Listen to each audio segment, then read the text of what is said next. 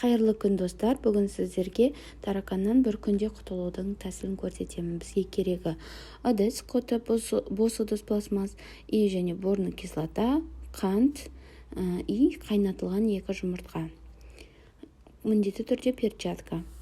Біз жақсылап тазалап аламыз жұмыртқамызды. Негізінде болған бір жұмыртқаның сарысы және қайнатылған картопты пайдалансаңыздар да болады. Қайнатылған жұмыртқаның сарысымен мен бүгін пайдаландым.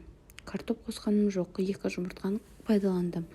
Бұл бізде тараканнан лезде құтылуды.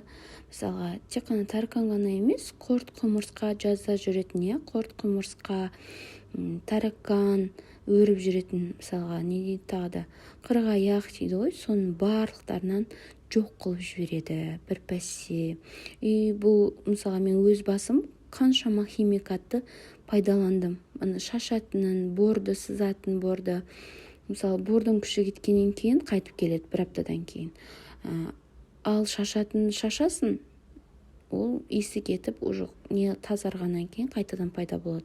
Мына жерде біз ағынан ажыратып жатырмыз, сарысын ғана алып жатырмын. Мына 2-ші жұмыртқамызды ғана алып жатырмын. Осы 2 жұмыртқа 4 бөлме, 5 бөлмеге жетеді. Даже даламыз болса, қораға, ең бастысы бізде қора, асхана, туалет, ванна деген сияқты жерлерде көбінесе жүреді. Анда-санда ғана, мысалы, жерлердің көбісінде анандай бөлмеге кіріп кетіп жатады.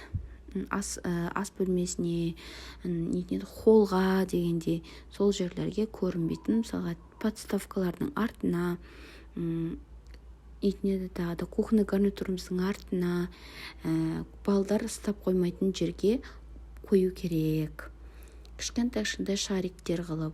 Айтпесем, бұл улы, балдар аузына салып қоюға болмайды. Міндетті түрде перчатканы киіп, жағып қойып шығамыз. Жақсақ та болады, мысалға, қуыс-қуыстарға, немесе шариктер қылып дөңгелектеп тастасақ та болады. Мына жерде жақсылап араластырып жатырмыз, үгіттеп араластырып жатырмыз. Жақсылап үгіттеп аламыз екеуінде. Осы порция жетеді, 4-5 бөлмеге жетеді міндетті түрде. Бұған картошка қосып жүрсеңіздер де болады. Қайнатылған картошканы пюре қылып жағылуы оңай болады. Мысалы, қолмен жаға саласыздар, ана қуыс-қуыстарға. Мен өз басым постоянно осындай шариктер қойып қоямын. Балалардың қолы жетпейтін жерге. Ас қасықтан біреуін салсаңыз болады. Менде чайный ложка болып қалды. Оны да жақсылап араластырып аламыз міндетті түрде. Өзіміз жақсылап араластырып аламыз қантпен. Жақсылап араластырамыз. Одан кейін барып бор қышқылын саламыз. Бор қышқылында абай болыңыздар, бұл да біздің уымыз, басының осымыз біздің рөл ойнайды. Осыдан таракандарымыз, құрт-құмырсқаларымыз барлығы қашады. Егер бұл рецепті пайдаланып жүрген оқырмандар болса, лайк, комментарий жазып кетіңіздер, ойларыңызды айтып кетіріңіздер. Действительно кетірді ма, кетірмеді ма? Өз басым 100% кетірді. Жоқ болып кетті. Ұмыттым қазір. Таракан деген нәрсені ұмыттым. Қолданып көріңіздер. Не дейді? Практика жүзінде пайдаланып көріңіздер. Міндетті түрде бұл жерде мысалға бор қышқылы 150 теңге тұрады аптекада. Ал 2 жұмыртқамыз қазір 65 теңгеден, 65 теңге, 55 теңге, әр жерде әрғалай. 2 сарысын аламыз 130 теңгеге. Сондақсы бар жоғы 280 теңге кетеді екен. 280 теңгеге мәңгілікке тараканнан құтыласыздар. Өте пайдалы, әрі тез дайындалады.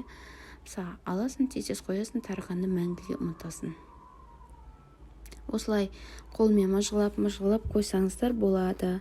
Немесе кішкене шариктер қылсаңыз да болады. Мына жерде видеоға мен осылай мыжғылай салдым. Кішкентай шарик болып өздері ішінде жатыр. Соларды да қойсаңыз болады. міне осылай. Егер менің видеом ұнаған болса, лайк басып, комментарий қалдырып, менің парақшама тіркелуді ұмытпаңыздар. Сау болыңыздар.